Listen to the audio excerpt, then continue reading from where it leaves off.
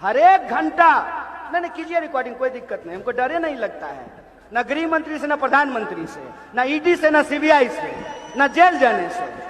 Record कीजिए और भेज दीजिए। प्रचार इसलिए किया जाता है ना ताकि सच्चाई छुपाई जा सके। 400 का प्रचार इसलिए किया जा रहा है ताकि सच्चाई छुपाई जा सके, और सच्चाई इस देश की जो 10 साल में इन्होंने पैदा की है वो खतरनाक है, वो चिंताजनक है। सच्चाई ये है कि इस देश में हर एक घंटा, और पूरी जिम्मेवारी से बोल रहा हूं सिपाही जी, नोट कीजिएगा, चुनाव को भेज दीजिएगा, हर एक घंटा नहीं कीजिए रिकॉर्डिंग, कोई दिक्कत नहीं, हमको डरे नहीं लगता है, ना गृह मंत्री से, ना प्रधानमंत्री से, ना ईडी से, ना सीबीआई से, ना जेल जाने से।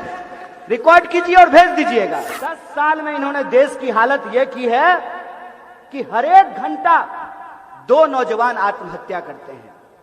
अगर आप 5 बजे से इस मीटिंग की इंतजार कर रहे थे, अभी 9 बज रहा है, तो इस 4 घंटे में देश के किसी न किसी कोने में 8 नौजवानों ने आत्महत्या कर ली होगी।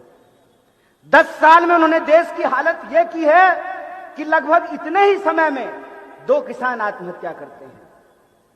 3 मिनट के भीतर इस देश में किसी न किसी महिला के साथ बलात्कार हो जाता है। किसान को उनके फसल का दाम नहीं मिलता है, लेकिन वही किसान जब अपने बीमार बच्चे के लिए दवाई खरीदने के लिए जाएगा तो जो 5 रुपया में मिलता था पैरासीटामोल, अब 15 रुपया में वो पैरासीटामोल मिल रहा है। हमारे गेहूं का दाम हमको नहीं मिल रहा है, हमारे कपास का दाम हमको नहीं मिल रहा है, हमारे मक्का का दाम हमको नहीं मिल रहा है, हमारी सब्जी का दाम हमको नहीं मिल रहा है, लेकिन रोज स्कूल का फीस बढ़ रहा है, पेट्रोल डीजल का दाम बढ़ रहा है, किराया बढ़ रहा है, कपड़ा का दाम बढ़ रहा है, इलेक्ट्रॉनिक सामान बढ़ रहा है, मोबाइल का रिचार्ज बढ़ रहा है। मोबाइल के रिचार्ज से याद आया, प्रचार सुनते थे ना, जियो धन धना धन, कर लो दुनिया मुट्ठी में, है बचा है कुछ मुट्ठी में, मुट्ठी ही खाली हो गई है।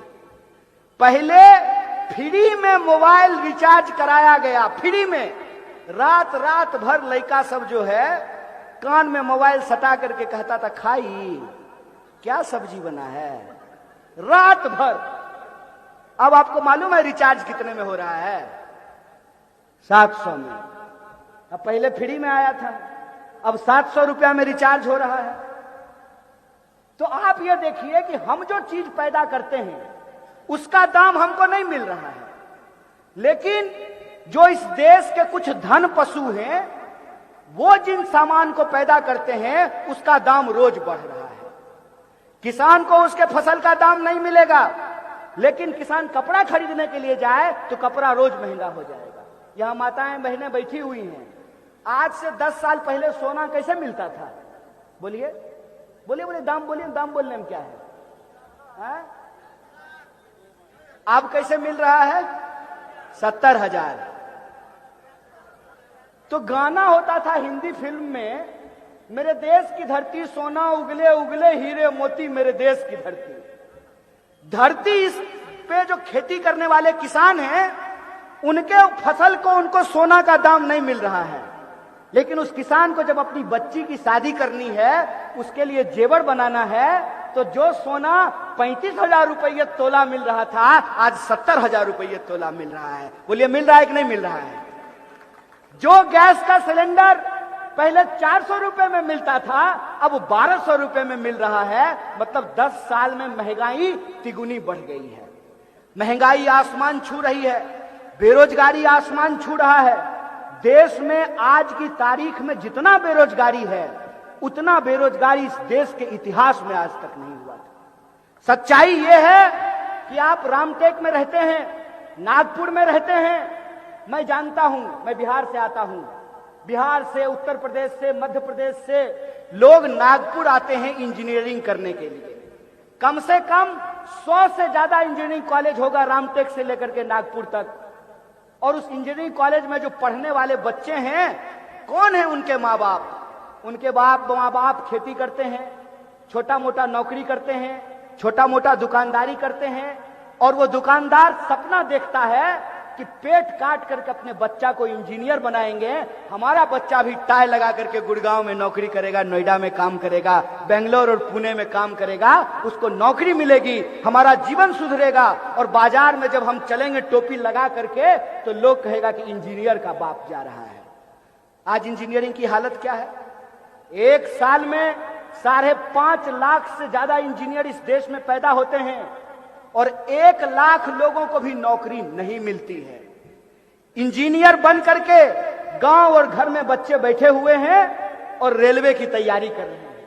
और रेलवे की हकीकत क्या है कि रेलवे की हकीकत यह है कि सेंट्रल जो गवर्नमेंट है उसके अंतर्गत 30 लाख से ज्यादा नौकरियां खाली है। 30 लाख से ज्यादा नौकरियां खाली हैं, लोगों को नौकरी नहीं दिया जा रहा है। क्यों दिया जाएगा? बाप गृह मंत्री बन गया है, बेटा बीसीसीआई का सेक्रेटरी बन गया है, हमारे आपके बच्चे को रोजगार मिले कि नहीं मिले कौन पूछ रहा है?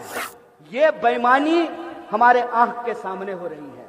इसीलिए जब मैं आपके बीच में आया हूं तो मैं ये नहीं कहने आया हूं कि आपको क्या करना चाहिए, मैं ये नहीं कहने के लिए आया हूं। मुझे लगता है कि आपका दुख है और आप अपने दुख को जानते हैं। आपकी सच्चाई है और आप अपनी सच्चाई को जानते हैं। अगर आप अपनी सच्चाई को जानते हैं, आपको मालूम है कि आपके पेट में दाना है कि नहीं है, आपको मालूम है कि आपके बैंक में धन है कि नहीं है, आपको मालूम है कि आपका रोजी रोजगार चल रहा है कि नहीं चल रहा है। अगर आपको मालूम है अपनी हकीकत, तो हकीकत बुनने के नाम पे जो जुमलेबाजी और बेईमानी की जा रही है उसका बदला आप लोगों को लेना चाहिए, उसका मुकाबला आप लोगों को करना चाहिए। ये अपील मैं आपसे करने के लिए। मुझे इस बात से कोई फर्क नहीं पड़ता है कि क्या होगा चुनाव का परिणाम, लेकिन मुझे इस बात से जरूर फर्क पड़ता है कि जो हमको अधिकार आज मिला है उस अधिकार की हमको रक्षा करना पड़ेगा। कहां से इनको इतना अहंकार आया है कि चुनाव होने से पहले ये देश को दावा कर रहे हैं कि हम तो चुनाव जीत गए हैं। इस अहंकार का बदला इस देश की जनता को इनसे लेना पड़ेगा। इस देश की जनता को यह सोचना पड़ेगा कि एक तरफ दावा भरा जा रहा है, झूठ का दावा भरा जा रहा है। क्या दावा किया जा रहा है? दावा किया जा रहा है कि हमारी देश की अर्थव्यवस्था 5 ट्रिलियन की हो गई। बजाइए ताली। देश की इकोनॉमी अगर 5 ट्रिलियन की हो गई तो यह तो खुशी की बात है, इसमें दुख की कोई बात तो है नहीं।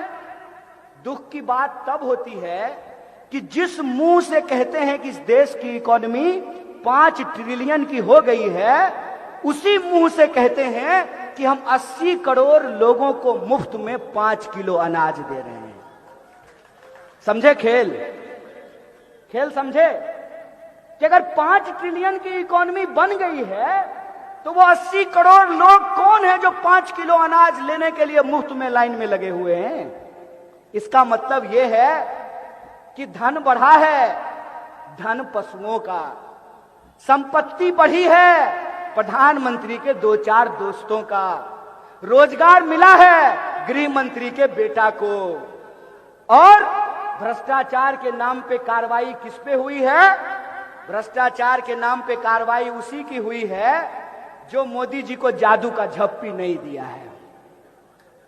जो मोदी जी को जादू का झप्पी दे देता है उस पर कोई कार्रवाई नहीं होती है।